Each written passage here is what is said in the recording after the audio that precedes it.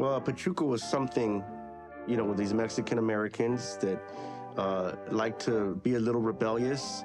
They wore the zoot suit, which was frowned upon because of, war rationing. They wore more fabric than they needed. El Paso is where it was formulated into an example of a label for Mexicans who dressed differently, who spoke differently. Pachuco actually comes from El Paso because the Mexicans were coming through El Paso more than any place. El Paso was the big opening. So the Zoot Suiters were an interesting combination of street, urban, Mexican slang and talk. It was really the caló. They talked that different Spanish. The slang was very elaborate. They took a lot of the boogie-woogie music thing, but they Mexicanized it, and I think that's an important part of it. What Pachucos came to represent was anti-American. In a time, in a wartime climate, where anything that was perceived as outside of the parameters of what was considered to be American was looked down upon and incriminated.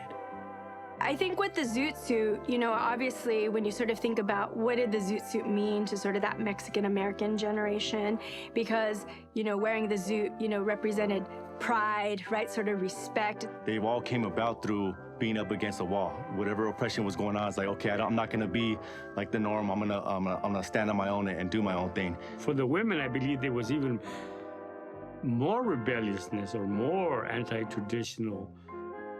The people who originally came here from Mexico, they were fighting for freedom, fighting for progress, and fighting for success on some level. And then, generations go by, and you have these younger generations of kids who are more modern thinking, and they're like, you know what, Charlie Holmes, like, I'm not going to tone this down. Matter of fact, I'm going to turn it way up. There were plenty Mexican-American Chicanos that were represented in World War II as soldiers.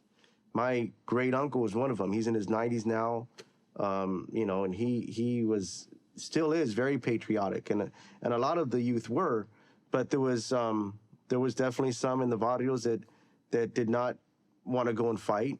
It's like other wars, that we can think of. There was a lot of them that either joined or got drafted.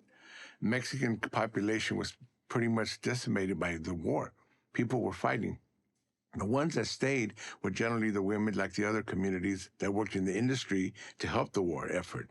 LA became the largest manufacturing center of the country during World War II because of the ships. The shipyards was close to the harbor. It had a lot of defense industries. Defense industry is big in California, and LA was the heart of it.